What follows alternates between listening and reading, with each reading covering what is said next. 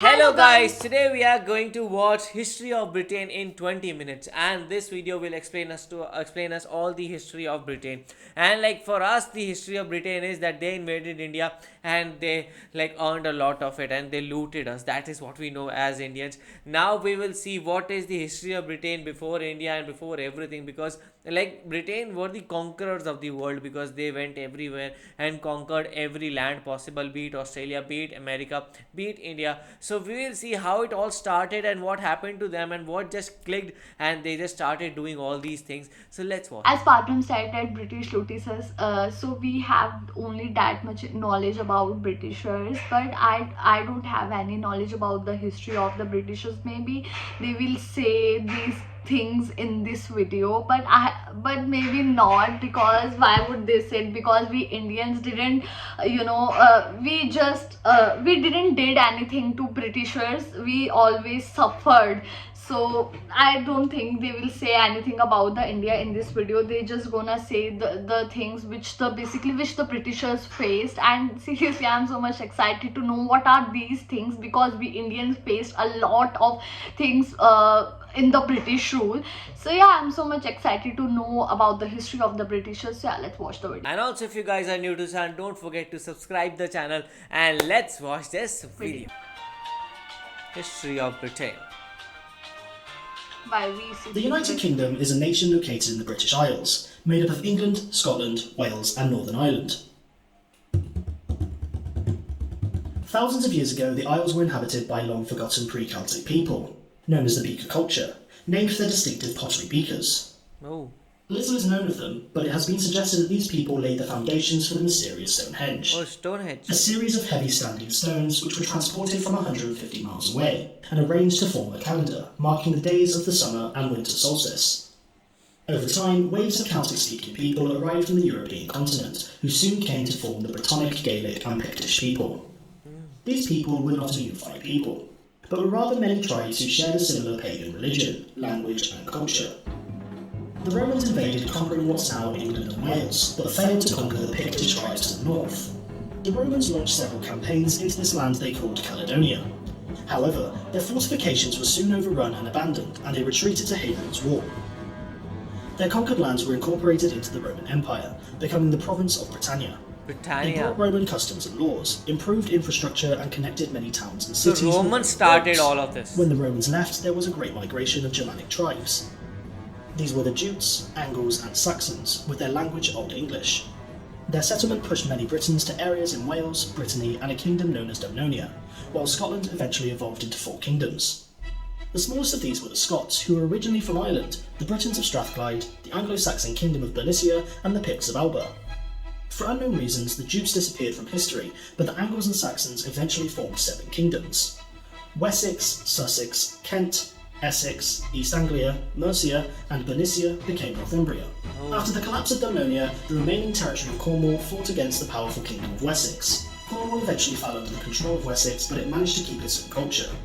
Wales at this point was also made up of several separate kingdoms, the largest being Gwynedd in the north, Powys in the east, and Dyfed to the south. The British Isles soon saw numerous Norse raiders from Scandinavia. These were the Vikings, and they began settlement on many of the Scottish Isles, the Isle of Man, and they even founded the city of Dublin in Ireland. The Scots and the Picts then decided to unite under Kenneth MacAlpine to form the Kingdom of Alba. The Kingdom of Alba grew strong over the years, and eventually Strathclyde was brought into the fold. Meanwhile, Danish Vikings arrived in the Anglo-Saxon kingdoms for conquest.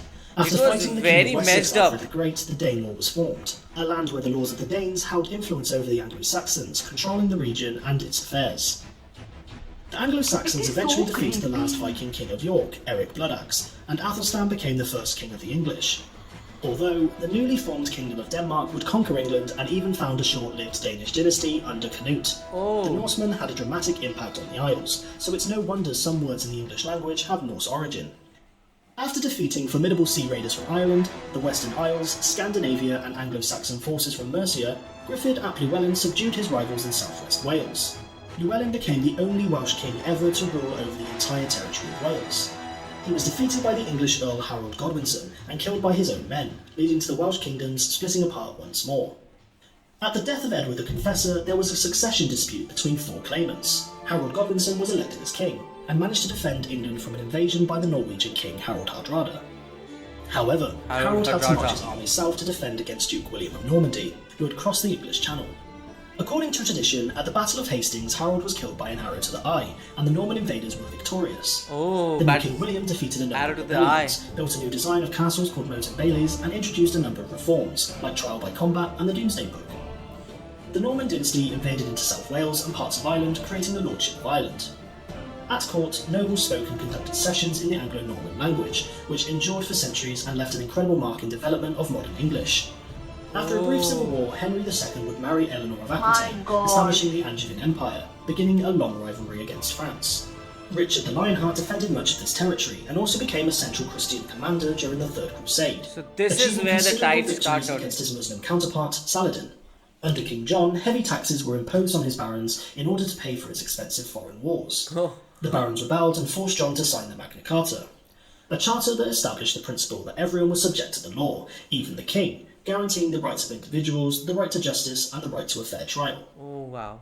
Most of North Wales remained independently ruled by several Welsh princes until 1216, when Llewellyn the Great became the ruler of the Principality of Wales. This would be the case until Edward I, who conquered Wales in 1284, effectively becoming part of England. So At finally, the death England of is King taking Alexander shape. III, Scotland was left with 14 rivals for succession. To prevent civil war, the Scottish magnates asked Edward I of England to Wow. elect a claimant.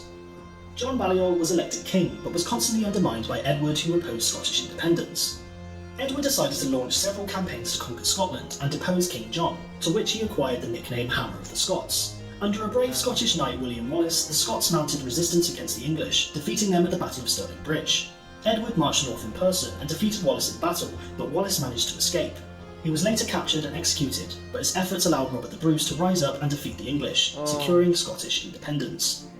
When the King of France died without an heir, Edward III was technically eligible to the crown. The Scottish through his versus mother. English The French was a court denied long his way claim and back. instead installed Philip of Valois.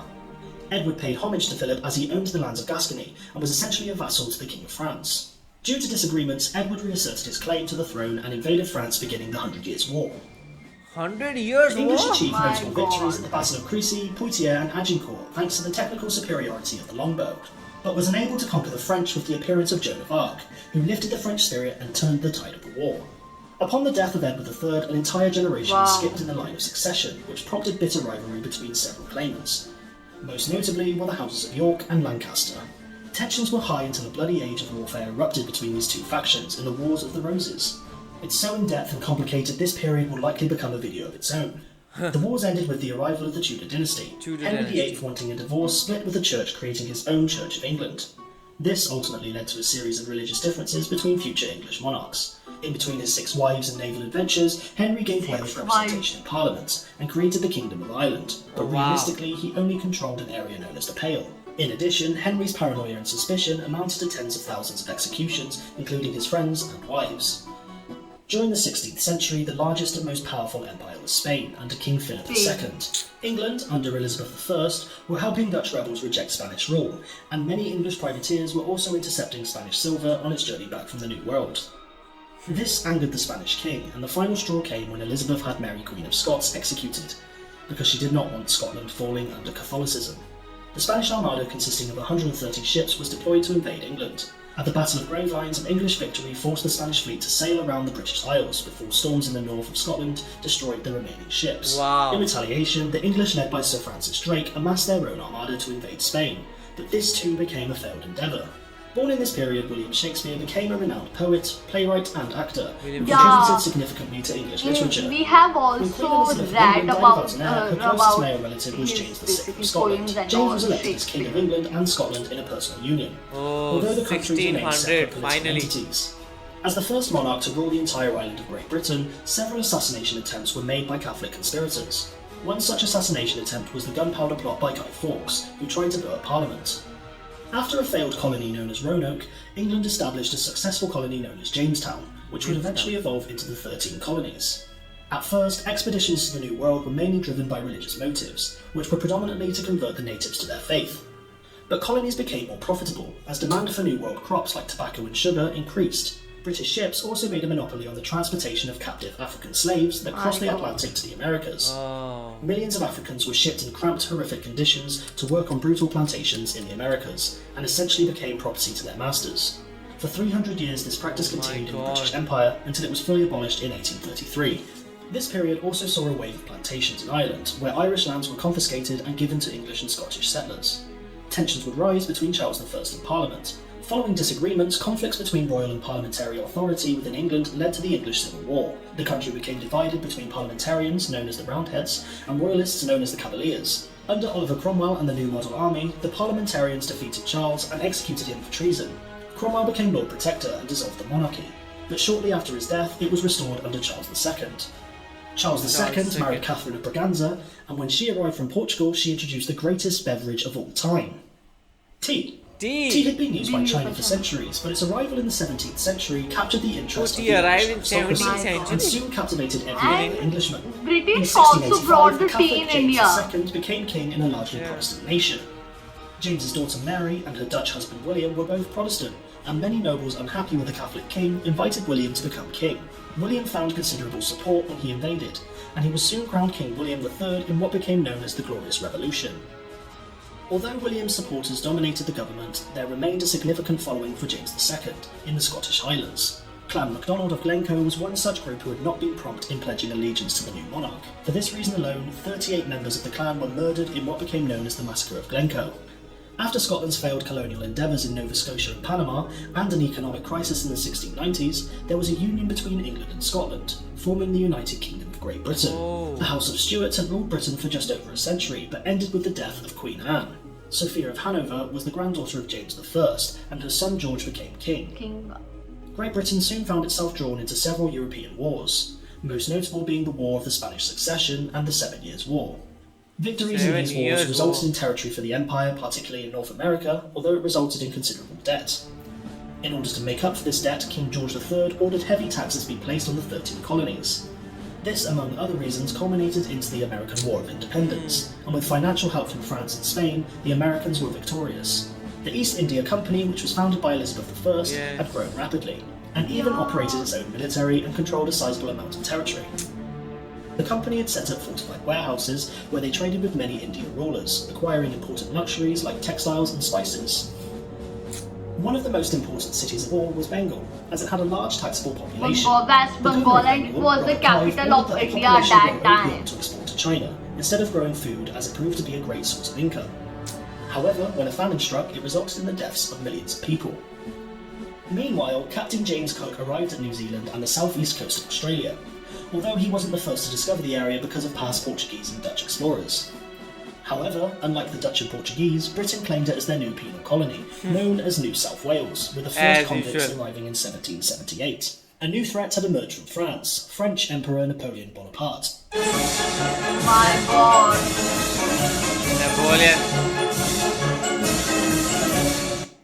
Napoleon had come to dominate most of Europe, but Britain's advantage was that she was an island, and the Royal Navy had become a major force at sea. Invasion of Britain was near impossible, and in a series of coalitions, Napoleon was defeated. By the end of the Napoleonic Wars, Britain was growing rapidly into a superpower based on their supremacy of naval engineering. Furthermore, in Ireland, the Great Famine struck, a disease killing potato plants. Ireland, which had merged with Britain, relied heavily on this crop for food, but the British government forced Ireland to export what little food they had to other areas. What the hell? Without any aid or food, Ireland's population plummeted by half due to starvation and emigration to countries like the United States. Obviously. Things weren't looking so great in India either, as India was rebelling against company rule. The East India Company had employed many Indian soldiers known as sepoys, who were under the command of British soldiers. These sepoys grew increasingly unhappy, and a revolt soon occurred, yet it quickly failed due to a lack of unity between Indians. After the rebellion, the British government took direct control, with Queen Victoria being declared Empress of India. During the 19th century, the world was forever changed by the Industrial Revolution. Society was transformed by technological advances and increasing mechanisation, and would launch Britain to global dominance. Some of the greatest innovations and inventions were the sewing machine, the fire extinguisher, steam-powered engines and turbines, the electric motor and photography. The telegraph was also a major invention, as a message could now be sent from Britain to India in a matter of hours. The establishment of railways and trains also transformed transport forever. Instead of travelling days by horse and carriage, it now only took a matter of hours by train. Yeah. Engineering and communication advances not only united the empire, they triggered a manufacturing boom like no other. People flocked from rural areas to city centres for jobs. Productivity reached an all-time high, but the consequences of mass migration resulted in extremely cramped and polluted cities. However, with these problems that were generated, it resulted in an improved sewage system. Newcastle focused on shipbuilding, Manchester the cotton industry, Liverpool became a major trading centre, Middlesbrough fixated itself on iron and steel works. The presence of iron ore, limestone and large coal Every deposits city, in the like, Western picked its Midlands and own South East industry. Wales prompted the establishment of ironworks, and Scotland boomed in the linen industry. The Victorian era also saw a major change in society, as families from the poorest backgrounds gained access to education, although it was much stricter than today's standards. The 1860s also saw the rise of the greatest food combination ever: fish and chips. Fish and chips. Towards the end of the 19th century, European powers came together at the Berlin Conference to divide Africa between them. A group in South Africa known as the Boers, who were originally Dutch settlers, proved difficult for the British. The Boers lived in two nations, the Free Orange State and the Republic of Transvaal, and both resisted British rule using guerrilla warfare. To counter this, the British placed many women and children in their tens of thousands into concentration camps, where many died from starvation and disease.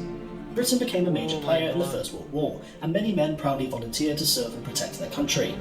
The Great War, as it was called, saw the use of new technology, such as dreadnoughts, warplanes, artillery, machine guns, grenades, chemical weapons, bolt-action rifles, and the first use of the tank.